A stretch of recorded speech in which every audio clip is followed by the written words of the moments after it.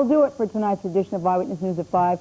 Tight on time as usual, gotta go. Take it easy. Denise, if you please. Thanks, Gail. Among the stories we're working on for Eyewitness News 530, former Housing Secretary Samuel Pierce is a no-show at today's HUD hearings. Angry congressional investigators say they've had enough. Good news about the Gipper. Former President Reagan is heading back home to California after minor brain surgery. But a health setback for master showman Sammy Davis Jr., who is diagnosed with throat cancer. We'll have the latest. Marlon Starling tonight puts his title on the line before a hometown crowd in Hartford. Phil Andrews has 5:30 Sports, and Hilton joins us live from the Big E. Jerry continues on vacation. I'm Denise DeCenzo. Gail's coming over for Eyewitness News 530 next.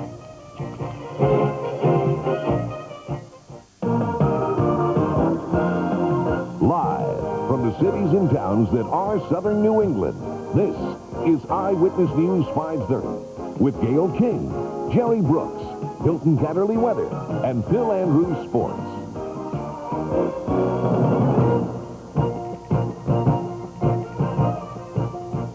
Good evening, everyone. Mounting troubles tonight for former Housing Secretary Samuel Pierce. A congressional subcommittee is now threatening to subpoena Pierce after he failed to testify at today's HUD scandal hearings. As Channel 3's Tom Walker reports, this is not the first time that Pierce has backed out. Subcommittee Chairman Tom Lantos went through the motions of calling the former HUD Secretary to the witness table, even though Lantos had already been told the night before that Samuel Pierce, known as Silent Sam during his time at HUD, would not be there.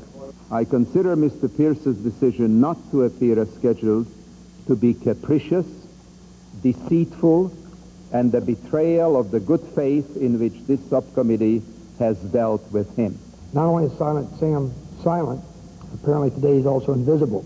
Pierce has told the subcommittee he has only recently hired a lawyer and needed more time to prepare. Now, I could understand having difficulty finding affordable housing in Washington, but not an attorney. Members of Congress have been investigating allegations that under Pierce, HUD contracts for low-income housing projects were granted on the basis of political favoritism. In an appearance before the subcommittee last May, Pierce denied having played a role in those decisions, but legislators say testimony since has contradicted him. I think he is definitely stonewalling this committee, and just as he did the Inspector General, who sought to speak with him on a number of occasions regarding the mod rehab while he was the cabinet secretary, and only agreed to have a meeting the last day he was in office. But that can't work with this committee. We're not going to let him get away with this. The subcommittee will vote next week to issue a subpoena forcing Pierce to testify, although it's conceded that process alone will probably allow the former secretary the 2-week delay he says he wants. Noting that Pierce has already been granted 2 postponements, Lantos is nonetheless determined, saying the former secretary can run, but he can't hide. Tom Walker, Channel 3 Eyewitness News, Washington. A Middletown school bus driver is facing charges tonight after a morning accident. 25-year-old George Randolph had just dropped off a group of students when he says he drifted into the left lane while looking into his side mirror. Randolph, who drives for the Datco Bus Company, ran into 2 cars when his bus moved into the left lane. He was not hurt, and the other drivers involved in the accident were taken to Middlesex Memorial Hospital, where they were treated for minor injuries. Exxon says its cleanup effort following the massive oil spill in Prince William Sound was a job well done. But officials in Alaska say not so fast. Exxon officials tonight are calling the 1,100 miles of oil-smeared shoreline environmentally stable and say while some oil remains, it is not enough to harm the wildlife. State environmental officials agree there is improvement following the 25-week cleanup effort, but disagree with Exxon's rosy portrayal of the situation, saying there is still much work to be done. Exxon says it will continue to monitor the spill and respond to major problems. Connecticut may be a big winner if the federal government cuts the capital gains tax as planned. That story tops our 3 for Your Money report. Our business editor, Jim Weissvich, is on special assignment today. An accountant with Deloitte, Haskins & Sells tells Jim Weissvich that if the federal government passes a bill to lower the capital gains tax to 19%, then Connecticut should reap the benefit of added capital gains tax revenues. Connecticut should benefit because Connecticut taxes the gain, and this federal legislation is designed to increase the gain. So if we have increased federal gains, we have increased gains of Connecticut residents also subject to state tax. So there should be a significant windfall, which is really what it is, to the state. The House Ways and Means Committee sent the capital gains tax bill on to the House yesterday. It still must pass the full House, full Senate, and be signed by the President before it becomes law. The Ford Motor Company is making good on an agreement reached earlier this month with the Environmental Protection Agency. Ford announcing it will pay for the repairs of certain components not previously covered on vehicles still within the 5-year, 50,000-mile emissions warranty period. The components include carburetors, fuel injection pumps, intake manifolds, air cleaner duct valves, ignition modules, and turbochargers. Owners who have already paid for those repairs involving those parts will be reimbursed. On Wall Street, tracking the local stocks for you, Fairfield-based General Electric was up more than a point. United Technologies was also up more than a point. S&ET surged past the 4-point marker. Pitney Bowes remained unchanged. Aetna up 1/4 of a point. Travelers and Cigna also fared well today. While the Bank of New England fell, Society for Savings and Northeast Savings remained unchanged. Well, the crowds were out in full force for Connecticut Day at the Big E in West Springfield. Even Governor O'Neill managed to visit today. Glenn Pearson is also there in the Bay State to see what all the fuss is about. He joins us now. Gayle, can you believe this day? Oh, for this live report. Am I talking on top of you? Sorry, Gayle. I'm just so excited about the day. It's so beautiful out here. Those people that were brave enough to come right out here, even in the midst of all of that rain, got a big treat. It's great out here. The day couldn't be better for Connecticut Day. Just look at how many people outsmarted the weather. Gray skies gave way, and it was Connecticut's day to shine. The East Hampton High School Marching Band entertained Governor O'Neill with Yankee Doodle.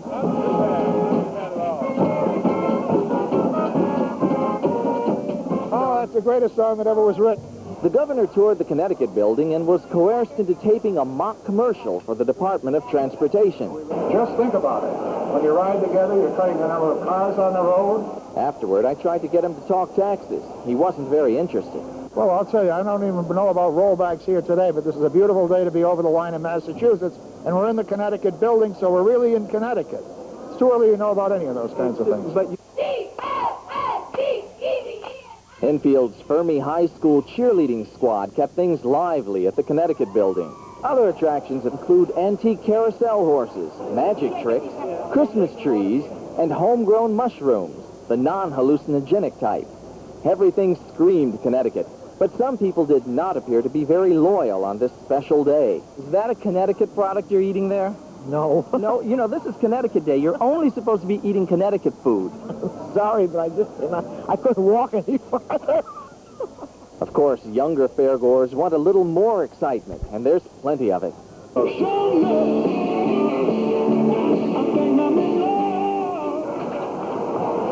Seems some of us just can't take as much excitement as others. I've been out here all day. I'm about ready for a nap myself. The Big E is supposed to bring in $47 million to the region, and judging by this crowd that we have out here today, I think they just might make it. Gayle, Denise? I believe you. Thank you, Glenn. We'll see you later on. Okay.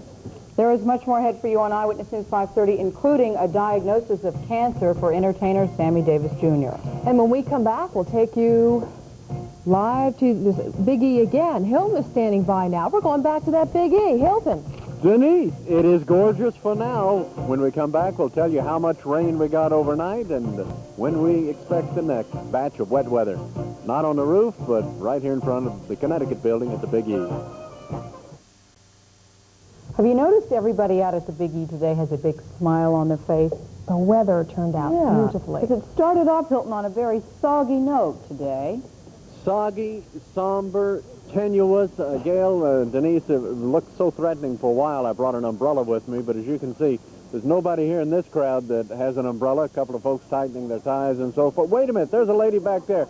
She's got her umbrella. She brought it just in case, right back there in the crowd. Could you wave that umbrella? All right, we found one umbrella here in the crowd this afternoon. We're in front of the Connecticut building at the Big E, and that's because this is Connecticut Day. And the Connecticut Day really must be blessed because it turned out beautifully. A number of weather watchers standing around here taking a look at the weather, but we have a special weather watcher to acknowledge tonight because this week is his 84th birthday. Herb Clark of Cromwell, our weather watcher who celebrated his 84th birthday on the 13th, and I wanted to take advantage of Connecticut Day at the Big E to wish Herb a happy birthday. Here are temperatures around the region right now. we've got readings in the 60s in most places here at the Big E. Temperature of 69 degrees at Channel 3, 69, 67 degrees at Herb's house in Cromwell on the shoreline. Mid-60s to 70 degrees in Bridgeport, 65 in New London, 70 degrees in Bridgeport. And how about that rain? Overnight, 2 3/10 inches at West Hartford. We had 1 5800 inches in Falls Village, 2 5600 inches in Chicopee Falls. That was the heaviest amount we had locally, 8300 in Saybrook. You see a number of heavy rain amounts in there. It's kind of a showery pattern. Taking a look now at our color satellite photo, we've got a thinning patch of clouds over us right now, a few high, thin clouds, but they'll be moving back in tomorrow, and more rain is on tap from that white batch of clouds to the lower part of your screen. On our national scene, we've got plenty of clouds here in the eastern part of the United States, a lot of billowing clouds over the Gulf of Mexico, and a lot of sunny weather across the rest of the country. Hurricane Hugo, a storm to be concerned about. Hugo now located in the Caribbean, not in the Caribbean, to the east of the Caribbean, with a hurricane watch for most of the Caribbean islands. At 3 o'clock, Hugo had top winds of 130 miles an hour, moving to the west from a point 440 miles east-southeast of Guadalupe. Looking at our forecast map for tomorrow, we have plenty of clouds in the forecast map. Tomorrow morning when you get up, you'll start with a cloudy day, and before the day is over, it looks like folks are going to need an umbrella if they come out to the Big E, because we've got rain in the forecast. But tonight, come on down or up or over or wherever you are, because the weather's going to be great. Early this evening, look for partly cloudy conditions. It's going to be mild and dry, and temperatures should be in the 60s, and then overnight, kind of a cool night, partly cloudy and cool. Temperatures near 50 by morning, in the 50s for sure. And then during the day tomorrow, becoming cloudy, rain by late afternoon with highs around 70 degrees. And by tomorrow night, some of that rain could be heavy. So, folks, have a good time at the Big E this afternoon, this evening. And, of course, Connecticut Day festivities begin at 8 o'clock here in front of the Connecticut building. Gayle, Denise. All right, Hilton, the Big E runs through the 24th, so lots of time to come down. There is indeed. Thank you, Hilton. People in the news, Bill Cosby, one of the most famous alums of University of Massachusetts, is returning to his school to help out. The actor-comedian earned his doctorate at the Amherst campus in 1977, and in an effort to improve the school's image with state legislators in hopes of getting a bigger budget, Cosby has agreed to be the keynote speaker at an October dinner. UMass recently lost $8 million in state funding, and now the UMass faculty, which is sponsoring the $100 a plate dinner, is hoping that TV's favorite dad will be a very big draw. Former President Reagan is heading home to California tonight. Reagan left a Rochester, Minnesota hospital tipping his cap to the crowd that gathered to send him off. The 78-year-old Republican wore that cap to cover the area where his hair was removed for brain surgery. Doctors operated last weekend to drain fluid from an injury that resulted when Reagan fell from his bucking horse while vacationing in Mexico on July 4th. Sammy Davis Jr. is all set to begin radiation therapy next week. Doctors detected throat cancer during a routine examination yesterday. A spokesman says the entertainer has been told that the cancer will be localized and that treatment should clear up the problem completely. Davis, who has been in show business for more than 60 years, says he will complete this Sunday's show in Lake Tahoe, and after taking time out for treatment, hopes, in his words, to be back cooking by the end of the year. Sounds like something Sammy would say, cooking, babe, by the end of the year. And that optimistic attitude, yeah, too. That's always good. Very important. When Eyewitness News 530 continues, Senator Joseph Lieberman fighting for even stricter auto emission laws. And marvelous Marlon Starling prepares to defend his title in a hometown showdown. We'll have a live report from the Civic Center after that break. Stay with us, please.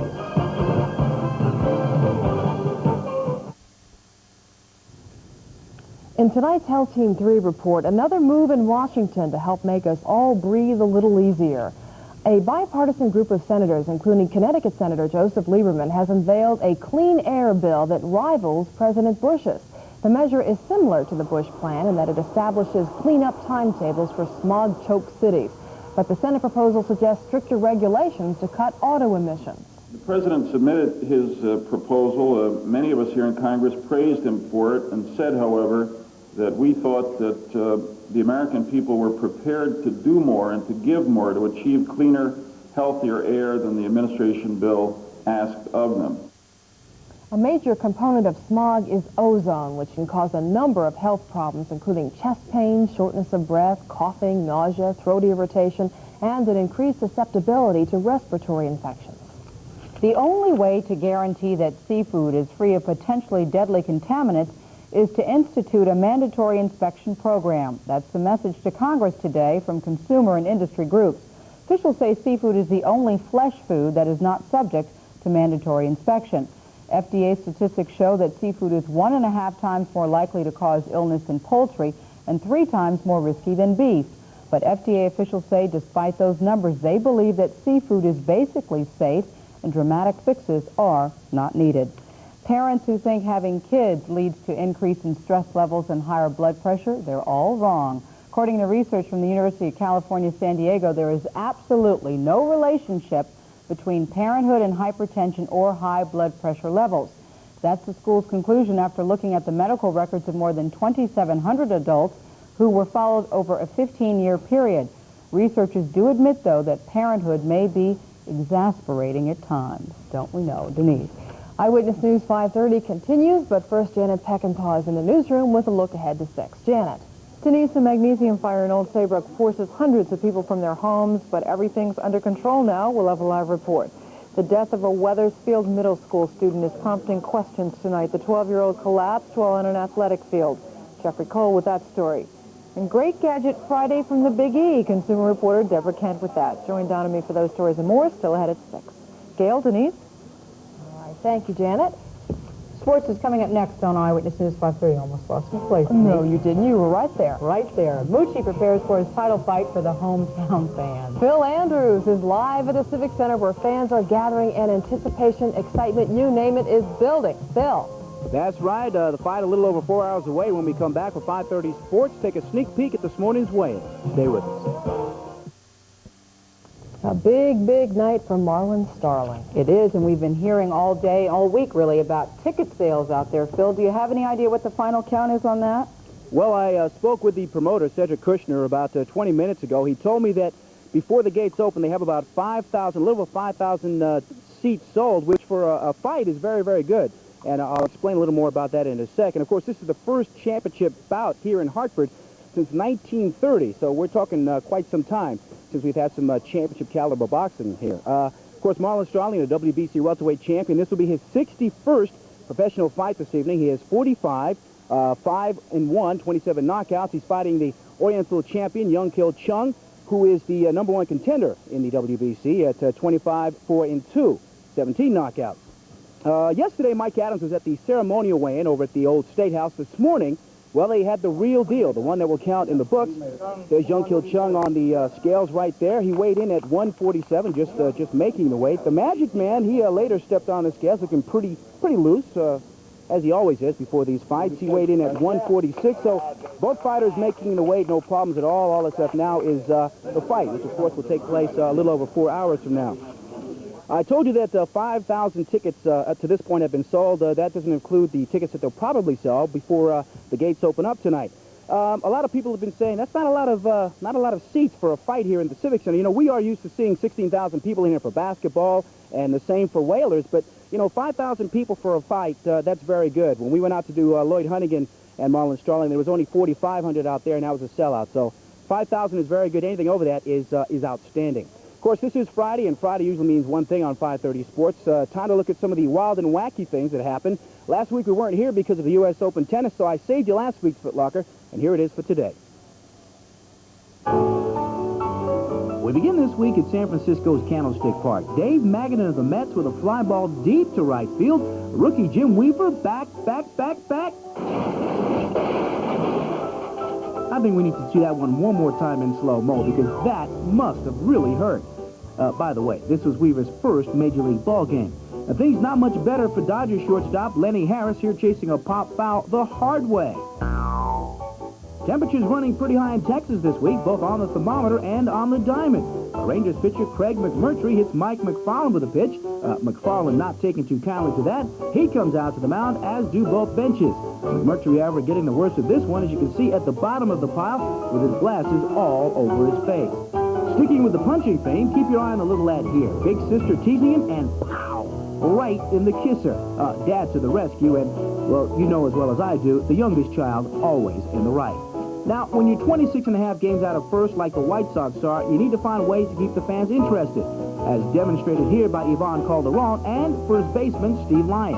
And there, Steve Lyons at first base. Who's he playing this with? Oh, I don't know. And at 26 games out, things not much better for the Braves, but you wouldn't know it by watching their fans here. Nice hats, guys.